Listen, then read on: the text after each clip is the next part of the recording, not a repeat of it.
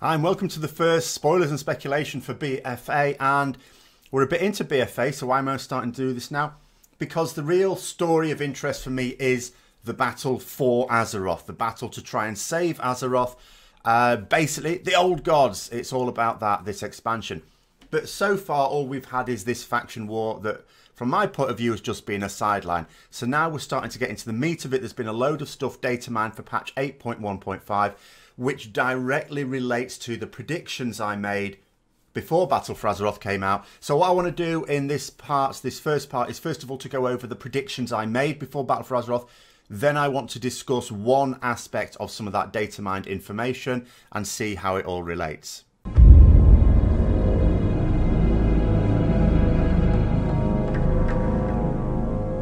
So first of all, my predictions.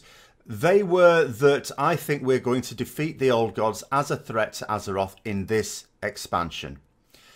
I think this because in Legion, quite out of the blue to a certain extent, we completely destroyed the Burning Legion as a threat to Azeroth. We obviously, you know, the demons are all still there, but they're now uncoordinated. Sargeras is not dead, so in theory he could come back, he's imprisoned. But they, at the moment, have been nullified as a threat to Azeroth. Then, when it was revealed that BfA was very much going to be about old gods, I started to think to myself, Blizzard wants to change completely the direction of the World of Warcraft story here. This is clear to me, because what are the two existential threats to Azeroth? It has always been the Legion or the old gods. Every other villain we've had to deal with has been made a villain or created as a direct result of one of those two things. The Lich King was the Burning Legion's creation. You know, Neltharion's villainy, Illidan, Illidan was very much again caused by the Burning Legion. You know, Neltharion very much old gods. So all of these threats to us have really been caused by one of those two things. We got rid of the Burning Legion last expansion. We're getting rid of the old gods this expansion. And there's been some things to sort of confirm that. Now, in terms of other things around it, Sylvanas, for example, we know from what they've said in interviews that Sylvanas is not going to be the war chief for very much longer. That being said, how is it all going to end? People are talking about the fact that her villainy has to be punished and all the rest of it. Here's what I think. And Sylvanas is basically the plaything of the old gods. She's been toyed by the old gods. People keep getting into their heads this idea that, oh no, she's, you know, the old gods fear her because of that still. No. People completely misread that still in that comic. If they read the whole comic properly, they would clearly see that the old gods are not afraid of Sylvanas. That in actual fact, Sylvanas is doing exactly what they want. And this is confirmed. There are data mined quotes from 8.1.5.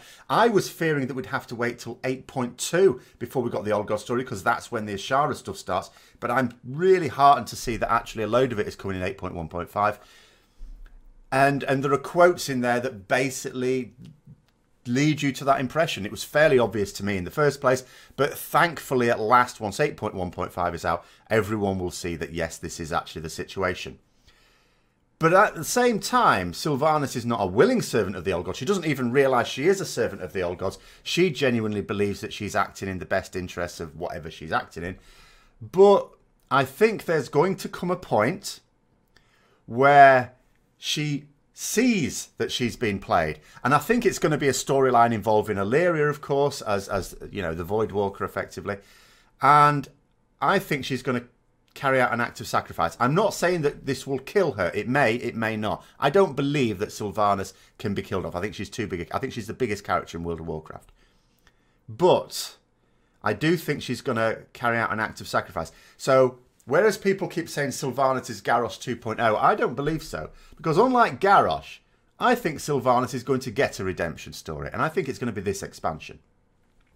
Now, the first thing I want to focus on here is this aspect of the old gods. For quite a long time, we were led to believe that the Titans imprisoned the old gods because they realised they couldn't kill them without potentially killing Azeroth.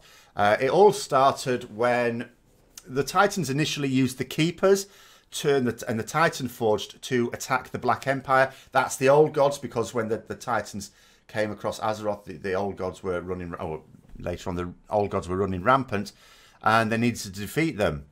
And they used, you know, their creations to do that rather than interfere directly. But then there was a point where Yasharaj was basically holding back against the Keepers, and Amunthul, the leader of the Pantheon, decided to intervene directly, and he basically grabbed hold of Yasharaj and went, "You're dead." And indeed Yasharaj was dead. Unfortunately, so burrowed deep within Azeroth, it created this gaping wound which they had to suddenly repair, and of course that sort of that caused long-term damage. And they said, right, we can't do this again. We cannot do this again. And so they imprisoned the old gods permanently, was the idea, because they said, well, we can't kill them. But when we start to look through the Warcraft Chronicles, you know, there's a few little passages about old gods in there which are particularly revealing. And this is why. So we used to have, at the start of World of Warcraft, the official law was you can't kill old gods. You can defeat them, you can imprison them, but they've got to be there because killing them will harm Azeroth. So we've just got to keep them under wraps until Azeroth basically emerges, is born, for want of a better word, in which case then it's fine, it's okay. So basically the passage in the Warcraft Chronicles where Amunthul has ripped out Yasharaj and then they're all looking and going, oh my god, says this: horrified by this turn of events, the Pantheon realised they could not risk killing the other old gods in such a manner. The malignant creatures had embedded themselves so deep in the world that tearing them out would destroy Azeroth itself. The Pantheon knew that the only course of action was to imprison the old gods where they would lay and contain their evil forever. Now, the words there, they could not risk killing the other old gods in such a manner, and you know, that tearing them out would destroy Azeroth itself, was this was the point at which a lot of people looked at this and thought, so you're not saying we can't kill old gods, you're just saying we can't rip them out.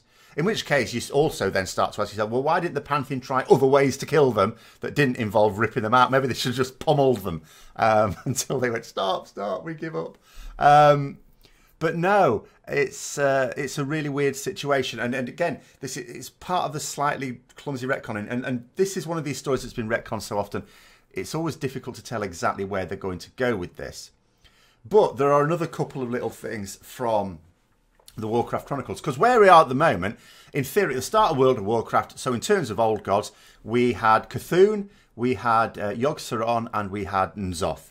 Okay, these are the old gods. So in vanilla, of course, we fought and defeated Cthulhu. But again, we're just led to believe at that point that we've defeated him. We've stuffed him back down in his jail cell. And that's it. But he's still there, still alive and kicking. Same thing with Yogg-Saron. So what the Warcraft Chronicles Volume 3 has to say about those two doesn't really change that at this point. But it does leave the door open. So in terms of Cthulhu, with the Horde occupying the Karaji army above, the Alliance soldiers descended into the Maw of Madness. The whispers of Cthulhu slithered into their minds, seeking to turn them against one another. And yet they succeeded. Through blade, shield and magic, an old god was defeated. Few mortals could grasp the sheer magnitude of the victory inside Anchorage. Even the dragon aspects who had lived for so long did not truly understand how dangerous it had been to challenge Cthulhu. The triumph of Azeroth's defenders was a warning to the remaining old gods. When mortals joined forces, they were strong enough to overcome them. Now, that, again, just says that we've defeated them. It doesn't say we've killed Cthulhu, and it doesn't say we haven't. So then we just have a quick look at Yogg-Saron, what it sort of finally says about that. When the invaders finally reached the prison chamber of Yogg-Saron, the old god tore at their minds with visions of madness, betrayal, and suffering. Several of the heroes were lost to insanity, and the old god turned them against their former allies. But, just as when they had faced Cthulhu, the mortals of Azeroth prevailed. Yogg-Saron was defeated, and its control over Ulduar vanished. Now, again, you could argue that's a little bit more positive in terms of the did we kill him, did we not? Because if their influence is the suggestion, it's not evidence, has vanished, does that mean because we've put him back in his prison cell, therefore his influence no longer is exerted over Ulduar? Or is it because we've killed him? You know, even in the prison, had some influence over Ulduar. Have we now killed him and that's why the influence has disappeared? So again, this sort of raised more questions. And then with me, where it really came into it, where it for me sort of made me think, yes, I think we have killed Yogg-Saron and Cthulhu, and that subtly changed without Blizzard ever telling. They went from a position of saying to us, no, you haven't killed them, you've just defeated them, to we've killed them, but without them explicitly saying so. But that's going to come in 8.1.5.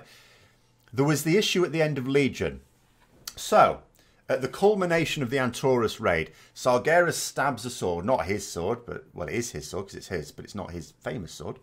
Stabs the sword into Silithus. We've now got a sword stuck into Silithus. Now, here's the thing. That's where Cthulhu is. Cthulhu is huge, remember. He's not that little...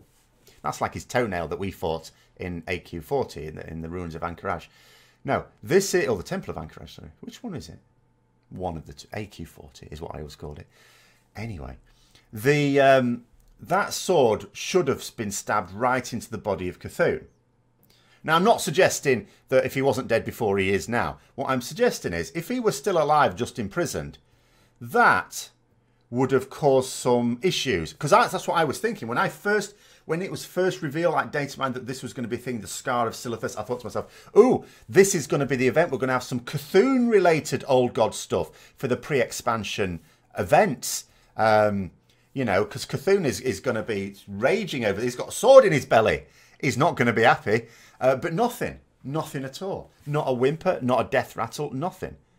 Which to me really confirmed, oh, so Cthulhu is dead because he's just had a Titan sword shoved in him, and that's not an issue for Cthulhu apparently. Obviously, it's caused damage in Azeroth, of course, which apparently we contained by waving our artifacts at it, but it hasn't caused any Old Gods related nonsense. So I'm thinking, so if Cthulhu was already dead, and the last time we had anything to do with Cthulhu is when we stormed Anchorage, then we're the same group, as described in here, same group of heroes. Well, the implication is. So, and the same people then attacked Yogg-Saron. Well, if we could kill one Old God by smashing it over the head with an hammer, then, and chucking a few frostbolts at it, I'm pretty sure we can kill another Old God doing exactly the same stuff, and we did exactly the same stuff with Yogg-Saron. So, we're sort of basically saying Yogg-Saron and Cthulhu are dead. That means that we can kill Old Gods. Now, where this causes some slight confusion in my mind is the story so far of Battle for Azeroth as related to Old Gods is Uldir. Uldir is a facility for trying to work out how you can kill Old Gods without harming Azeroth. Now, okay, you can understand at one point when the Titans had no idea how to kill Old Gods without harming Azeroth. You know, their only idea was ripping them out. It's like, I can't think of any other way to kill an Old God. All I can think of is ripping things out. When I want to kill something, I rip it out. That's all I can do. Anyone else got any ideas? No, I can't think of any way to kill something without ripping it out. So they order the Keepers to create Uldir and do some research, blah, blah, blah, blah, blah. The thing is that from our point of view, if we have killed those Old Gods, and surely our characters must know, or something must know, and if Azeroth is talking to Magni, but that's a subject for another video in this series very soon, if that's the case, and surely Azeroth would know if two of the Old Gods are dead and there's only one left causing trouble, then why aren't we told about this? So I'm guessing we've been told about this, or we know about this. In which case, what have we really learnt from Uldir? I mean, I'm not saying what was the reason for storming it. Okay, there was a reason for storming it because it was about to cause a load of trouble. But what did we really learn from it? Because I assumed that what we learnt from it was some secrets in terms of how we can kill Old Gods. But if all we have to do is smack them over the head with our hammer, then, well, we already know how to do that. And we can do that quite easily. And that means when N'Zoth raises his ugly head, we're going to do the same thing. Now, here's the thing. There were some people who were thinking that what this expansion is going to do, because they were convinced that it's really about Horde versus Alliance, which that's a side issue. They were convinced that this expansion is setting itself up for a big N'Zoth showdown in the next expansion. However, I think 8.1.5 is going to blow that way. And bear in mind where we are. You know, BfA is going to follow a similar pattern to Legion in that you've got a patch 8.1, 8.2 and 8.3. And if in 8.1.5 the story is really hotting up, and when you look at the stuff that's been data mined, it is, then you've got 8.2 and 8.3 to deal with stuff. It has already been described that the Temple of Storms, is it, that in Stormsong Valley, is basically a part of the prison of N'Zoth. We are basically going to be breaking N'Zoth out of that prison, or not us, but he is going to be broken out of that prison this expansion.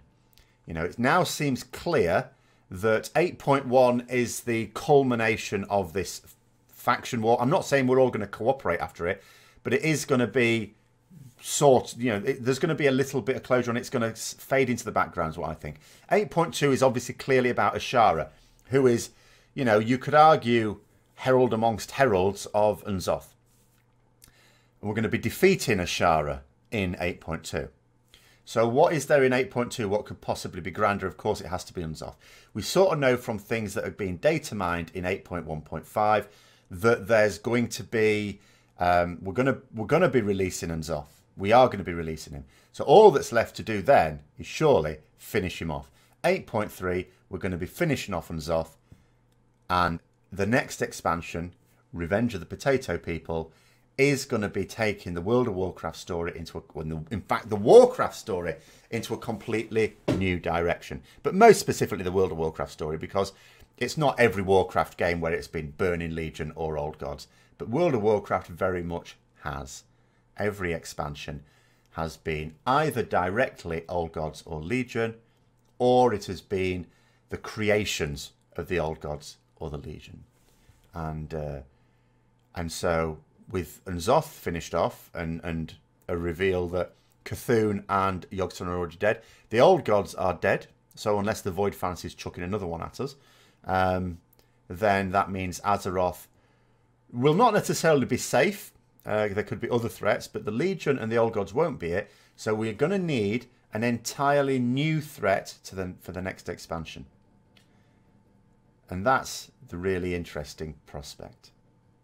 But anyway, that's my sort of discussion on where we're sort of going with Old Gods in this. There's going to be a whole series of ones because there's loads of things I want to talk about that have cropped up for 8.1.5 so far. And I'm now really happy that the story is taking off into the interesting areas. And so, you know, hopefully there's going to be many more of these videos throughout the rest of BfA. Hope you enjoyed the video. If you did, don't forget to click the like button, subscribe for further content. Comment down below, of course, with your own ideas. Share with other people who might also be interested. And until next time, I'll see you later.